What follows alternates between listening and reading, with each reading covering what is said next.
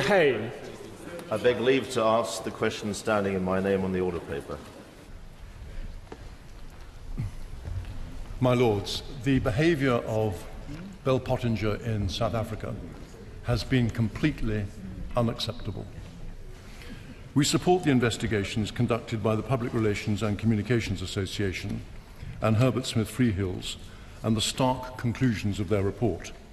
I want to put on record that at no stage was Her Majesty's government in any way involved in their work in South Africa. In that answer, but does the government agree that after running a pernicious and poisonously racist smear campaign in South Africa for the wealthy Gupta brothers, whom President Zuma has enabled to capture the state and bankroll his family and friends through corruption and cronyism, all Bell Pottinger's work for British public bodies must be called in and reviewed?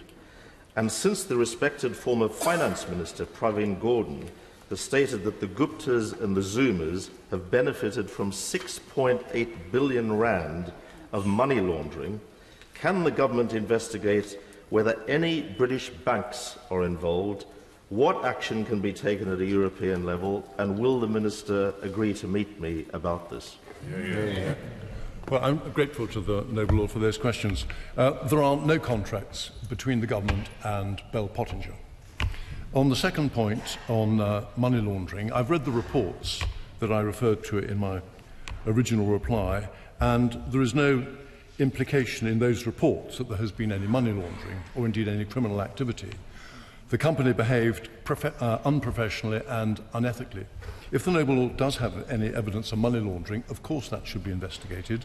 We have some of the toughest money laundering regulations in the world, and earlier this year Deutsche Bank were fined, I think, £163 million for breaching those regulations. If there is any evidence of money laundering, then of course we should look at it, and I wouldn't rule out at all a ministerial meeting with the Noble Lord.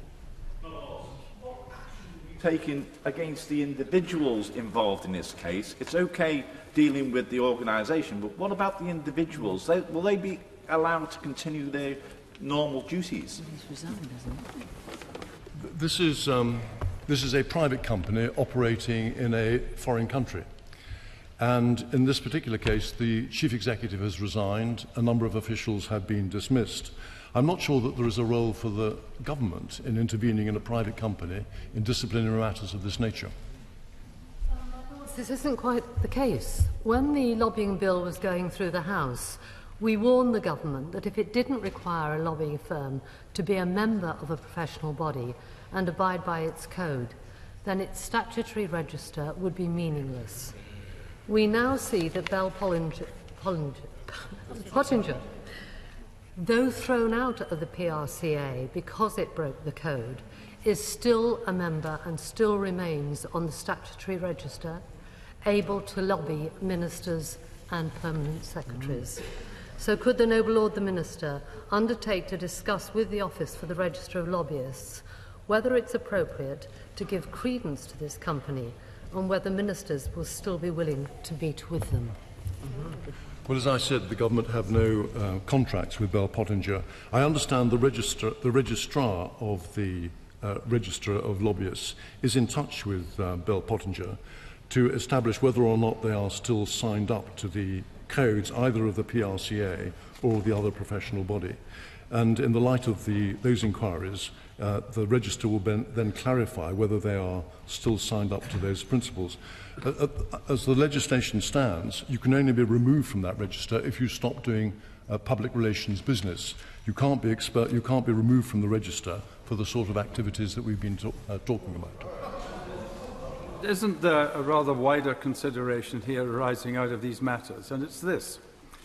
While Bell Pottinger may have suffered reputationally and financially from their behaviour, the fact that it is a British company, albeit operating in a foreign country, may well have an effect on the extent to which, in the febrile atmosphere of South African politics, diplomatic representations may be disregarded. I've been in touch with our High Commissioner in Pretoria this morning, and he's made it absolutely clear that this has had a very damaging impact on our country's reputation in South Africa, which is why I've gone out of my way to make it absolutely clear that the government were in no way involved, nor indeed with the staff of the High Commission in South Africa in any way involved with this particular contract. I think the reputation of Bell Pottinger has been seriously impaired. This is a company which seeks to boost the image of other companies, and here they are having a very severe reputational hit of their own. They could begin to put that right, perhaps by donating any profits they have made from this contract to some charity in South Africa. The Noble Lord made an observation in an earlier reply to the effect that it wasn't possible, as he understood it, for Bell Pottinger or any other company to be removed from the register and of those people entitled to lobby Parliament. Does he not think that this might be an appropriate moment to review those rules and to consider whether perhaps there should be a mechanism for removing such people from the register? The House, I know, was surprised when I said earlier what is, in fact, the legislative position at the moment. You can only be removed from the register if you stop acting as a lobbyist. That's what the law says. There was an attempt, I think last year, with a private members' bill, which started in this House and progressed through this House, to take it a step further and have a statutory code of conduct. Although it passed through this House, there wasn't parliamentary time in another place to take it forward. I understand discussions are taking place at an official level between those who would like to see the sort of reform the noble Baroness has outlined, but at this stage the government has no plans to legislate.